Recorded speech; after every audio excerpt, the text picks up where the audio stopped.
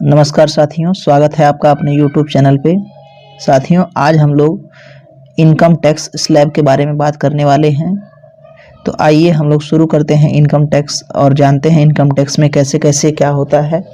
देखिए, इस समय जो है कि 2021-22 में एक न्यू स्लैब आया हुआ है और एक ओल्ड स्लैब है। ठीक है, 2020-21 में जो पहले चलता था वो ओल्ड स्लैब चलता था, लेकिन अब क्या है, एक न्यू स्लैब आया हुआ है।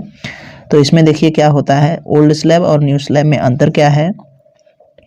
ओल्ड स्लैब में देखिए क्या होता है, जब कोई व्यक्ति 2.5 लाख से नीचे की इनकम प्राप्त करता है एक साल में, तो उसे कोई टैक्स नहीं देना होता है। ठीक है, और अगर वो 2.5 लाख से 5 लाख के बीच में अगर अर्न करता है साल भर में, तो उसे उसका 5% देना पड़ता है टैक्स के रूप में। ठीक है, तो अब अगर वो 5 लाख से 10 लाख तक अर्न करता है तो उसे कितना परसेंट देना पड़ेगा, अपनी आय का 20% देना पड़ेगा। ठीक है, और अगर वह 10 लाख से ऊपर है तो उसे कितना देना पड़ेगा, 30% देना पड़ेगा अपनी आय का। ठीक है, तो अब इसमें हम लोग बात कर लेते हैं कि ये 5 लाख, कई लोग कहते हैं 5 लाख तक तो कोई टैक्स नहीं होता है। तो जी हाँ, आपने सही सुना है, 5 लाख तक हम लोग कोई टैक्स नहीं देते हैं।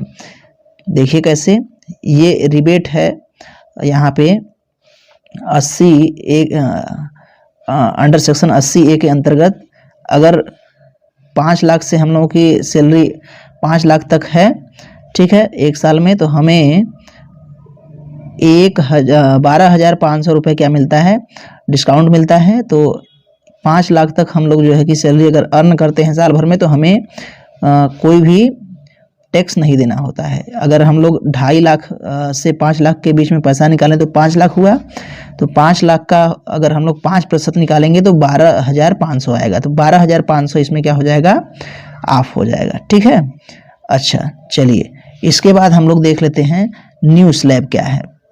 तो यहाँ देखिए, न्यू स्लैब जो है, हम लोग चर्चा कर लेते हैं न्यू स्लैब के बारे में।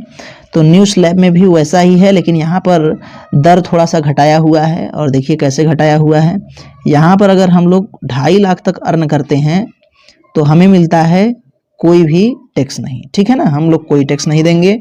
अगर 2.5 लाख से 5 लाख के बीच में अगर हम लोग अर्न करते हैं तो ये 5% देंगे। लेकिन यहाँ पर भी वही कंडीशन है, अगर हम लोग 5 लाख तक अर्न करते हैं साल भर में, तो हमें वही 80 अंडर सेक्शन 80A के अंतर्गत 12,500 की छूट मिलेगी।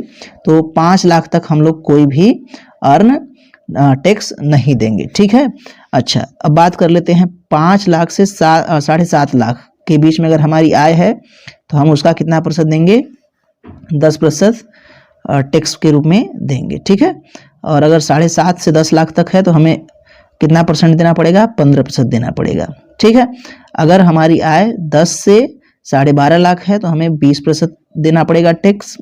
12.5 से अगर 15 लाख है तो 25% हमें क्या करना पड़ेगा, टैक्स देना पड़ेगा। और अगर हम 15 लाख से ऊपर चलते हैं, ठीक है, 15 लाख से अगर हम ऊपर चलते हैं तो हमें कितना देना पड़ेगा, 30% टैक्स देना पड़ेगा। ठीक है, और 30% देने के साथ साथ हमें कितना देना पड़ेगा, 4% देखिए हेल्थ एंड एजुकेशन टैक्स भी देना पड़ेगा सभी में, न्यू से स्लैब में भी और ओल्ड स्लैब में भी।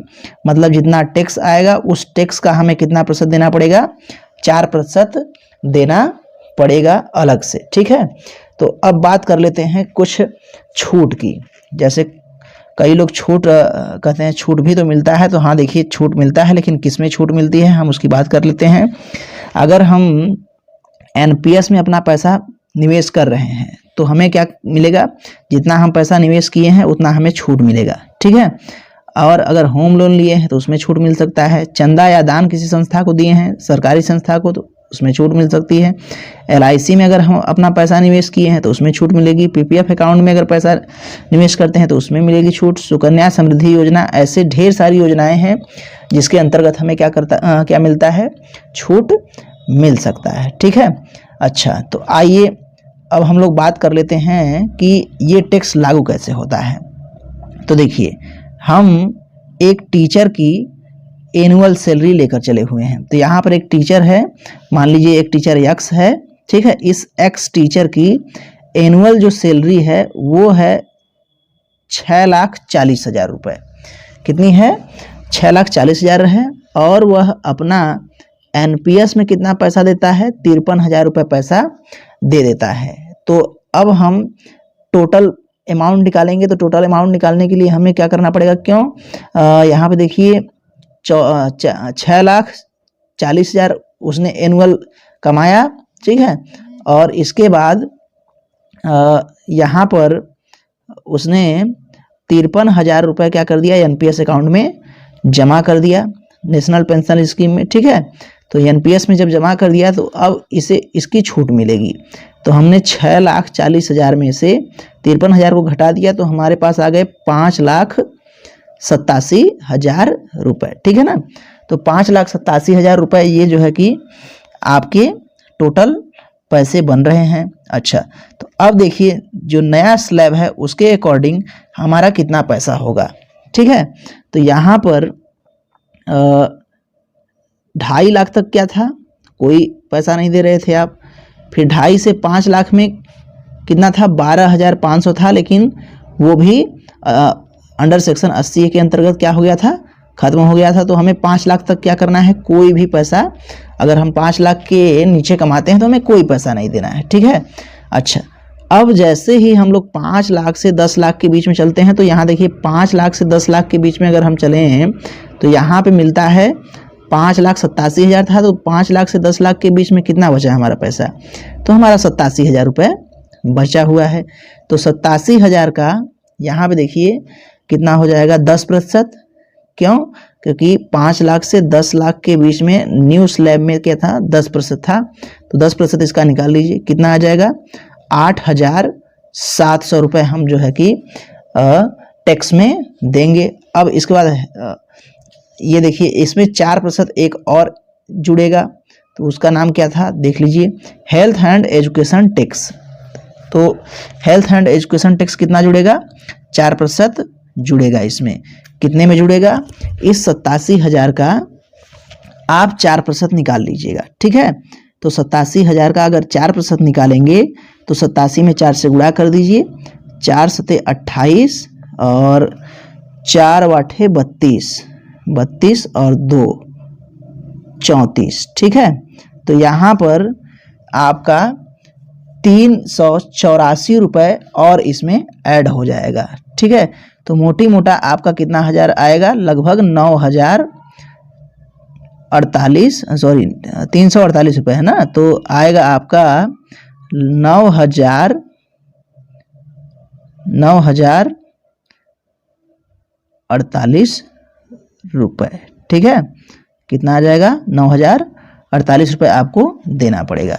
लेकिन एक मैंने और एग्जांपल ले लिया है। देखिए यहाँ पे अगर हम लोग LIC में अपना 50,000 जमा कर देते हैं, यहाँ देखिए, ठीक है।